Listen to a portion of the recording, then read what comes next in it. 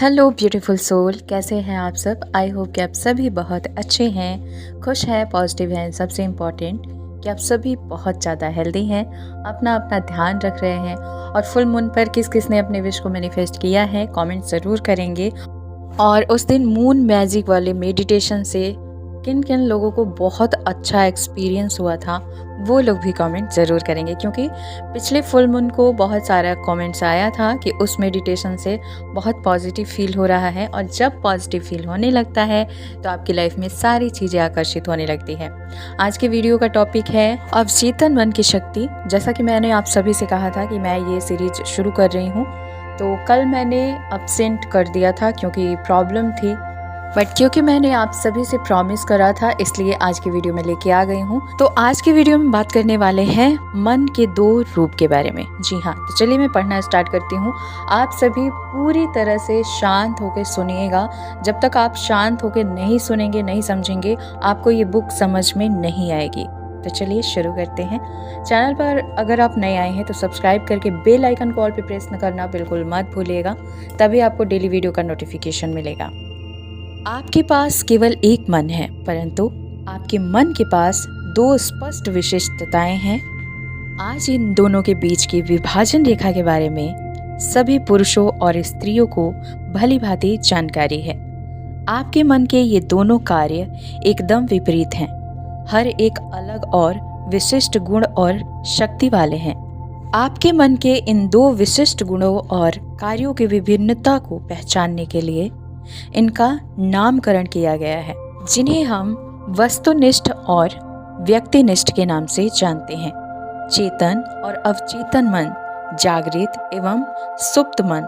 इसके अलावा इसे सतही स्वयं एवं गहरा स्वयं, स्वैच्छिक अथवा अस्वैच्छिक, पुरुष एवं स्त्री, इस प्रकार कई शब्द अथवा नाम। आपको चेतन और अवचेतन शब्द भी मिलेंगे, जिसका उपयोग इस पुस्तक में आपके मन की दो प्रकार की प्रकृति को परिभाषित करने के लिए किया गया है। आगे बढ़ते हैं और जानते हैं चेतन एवं अवचेतन मन। मन के इन दो कार्यों को जानने का सबसे उत्कृष्ट तरीका है आपके मन को एक बगिया की तरह देखना। आप एक माली हैं और आप विचार रूपी बीजों को दिन भर अपनी आदत के अनुसार बो रहे हैं। जैसा आप अपने अवचेतन मन में बोते उगाते हैं, उसी तरह का फल आपको अपने शरीर और वातावरण में मिलेगा। तो अब आप शांति, प्रसन्नता, सही कार्य, अच्छा संकल्प और समृद्धि के विचार बोना शुरू करें। शांति और इच्छा के साथ इन गुणों के बारे में सोचिए और अपने चेतन विवेकशील मन में पूर्ण रूप से स्वीकार करें। इन विचार रूपी अद्भुत बीजों को अपने मन के बाग में उगाना जारी रखें और तब आपको एक गौरवशाली फसल की प्राप्ति होगी। आपका अवचेतन मन भूमि से जुड़ेगा और सभी प्रकार के बीजों को उगाएगा, चाहे वो अच्छे हों या बुरे। गौर करने वाली बात है, क्या लोग कांटे वाले अंगूर अथवा कटीले अंजीर एकत्रित करते हैं? इस प्रकार हर विचार एक कारण है और हर विचार एक परिणाम।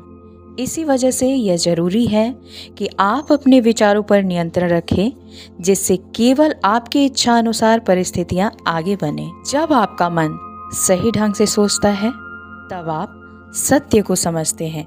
जब आपके मन में बैठे हुए विचार निर्माणकारी, सुगम और शांतिपूर्ण होते हैं, तब आपके अवचेतन मन की चमत्कारी कार्य शक्ति अनुक्रिया देती है और सुरीली सुगम परिस्थितियां, सही वातावरण और सर्वोत्तम परिणाम देती है। जब आप अपने विचार प्रक्रियाओं को नियंत्रित रखना शुरू करते हैं, तब आप अपनी अवचेतन शक्तियों का किसी भी कठिनाई में उपयोग कर सकते हैं।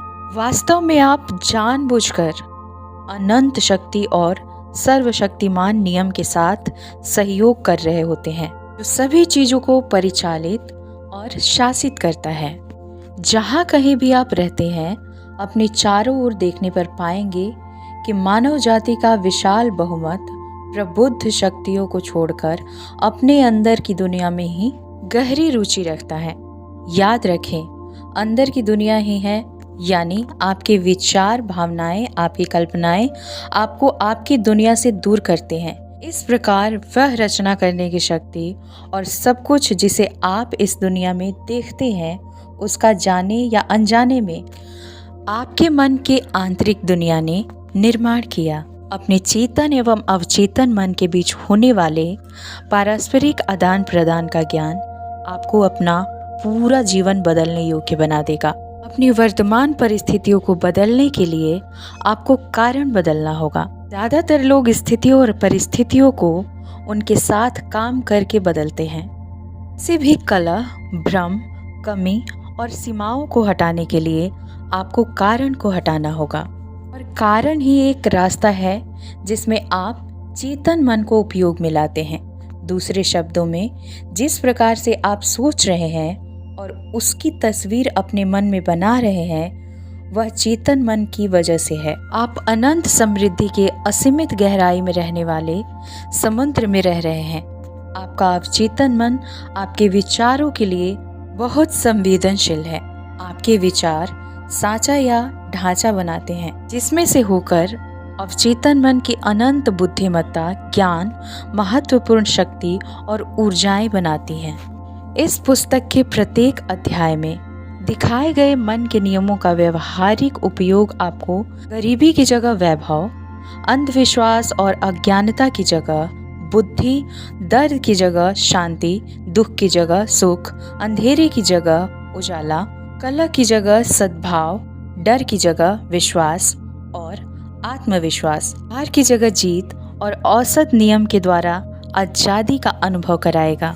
निश्चित रूप से यह एक मानसिक, भावनात्मक और सांसारिक सुख की दृष्टि से ज्यादा सुंदर आशीर्वाद है। अधिकतर महान वैज्ञानिकों, कलाकारों, कवियों, गायकों, लेखकों और आविष्कारकों में चेतन और अवचेतन मन की कार्यशैली की गहरी जानकारी और समझ होती है। एक बार की बात है, कैरूसो महान ओपेरा गायक को मंच पर गाने से डर लगा। उसने बताया कि अधिक डर की वजह से उसके गले की पेशियां जम गईं, चेहरे से पसीना आने लगा, वह बहुत शर्मिंदा था। उसने कहा, वे मुझ पर हंसेंगे, मैं गा नहीं सकता। तभी स्टेज के पीछे उपस्थित लोगों के बीच वह जोर से चिल्लाया और कहा, मेरे अंदर का छोटा मैं मेरे अंदर के बड़े मैं को मारना चाहता है। उसने छोटे मैं से कहा, तुम यहाँ से जाओ, मेरे अंदर का बड़ा मैं यहाँ परफॉर्मेंस करना चाहता है, यानी इस स्टेज पर गाना चाहता है। उसका बड़ा मैं से तात्पर्य था उसके अवचेतन मन की अनंत शक्ति और ज्ञान, और वह जोर से चिल्लाने लगा, जाओ जाओ, बड़ा मैं अब गाने जा रहा है। उसके अवचेतन मन ने उसके अंदर की जीवन से भरपूर शक्तियों को बाहर निकालकर उत्तर दिया। जब उसका नाम पुकारा गया, वह स्टेज पर गया। उसने गौरवशाली और राजसी अंदाज में गाकर श्रोताओं को अभिभूत कर दिया। जाहिर है, कैरूसो को मन की दोनों अवस्थाओं, चेतन अथवा तर्क संगत और अवचेतन अथवा तर्कहीन का ज्ञान हो गया था। आपका अवचेतन प्रक्रिया देने वाला है और आपके विचारों की प्रकृति पर प्रतिक्रिया देता है। जब आपका चेतन मन यानी छोटा मैं डरा हुआ, चिंतित और परेशान था, तब नकारात्मक ऊर्जाएं आपके अवचेतन मन यानी बड़ा मैं में पैदा हुई और बाहर निकली, और चेतन मन में हलचल हुई और वह अनिष्ट की आशंका और हताशा से भर गया। जब ऐसा होता है, तब कैरूसो की तरह एक सकारात्मक और ठोस अधिकार के साथ अपने मन के अंदर उत्पन्न तर्कहीन भावनाओं को इस तरह से आज्ञा दें, हिलो मत, चुप हो जाओ, यहाँ मेरा नियंत्रण है, तुम्हें मेरी आज्ञा माननी होगी, तुम मेरी आज्ञा की गुलाम हो। जहाँ तुम्हारी कोई जगह नहीं है, तुम वहाँ नहीं आ सकते हो। यह देखना बहुत दिलचस्प और आकर्षक है कि कैसे आप अधिकार और दृढ़ विश्वास के साथ अपने अंदर चल रही तर्कहीन हलचलों से बात करके अपने मन में चुप्पी, सद्भाव और शांति ला सकते हैं। अवचेतन मन चेतन मन के अधीन है और इसी कारण इसे अवचेतन अथवा आत्मनिष्ठ, व्यक्तिनिष्ठ कहते हैं। तो इस वीडियो में आपने जाना कि किस तरह से आप अपने चेतन मन को चुप करा के और अवचेतन मन से दुनिया की सारी चीज़ें आकर्षित कर सकते हैं, अपने अंदर का दर्द, डर सब कुछ बाहर निकाल सकते हैं। तो जाइए आज से शुरू कीजिए और इसका पार्ट 3 देखने के लिए कमेंट ज़रूर कीजिएगा। मिलती हूँ नेक्स्ट वीडियो में। इस चैनल को सब्सक्राइब कीजिएगा। वीडियो पसंद आए तो इसे शेयर कीजिए, लाइक कीजिए, बेल आइकन कॉल पे ज़रूर से प्रेस कर लीजिए फ्यूचर वीडियो का नोटिफिकेशन पाने के लिए। और मेरी इंस्टाग्राम आईडी है skywings222, वहाँ फॉलो करके आप अपना कोई भी सवाल रख सकते हैं। So God bless you and thanks for watching. Love you all. Bye.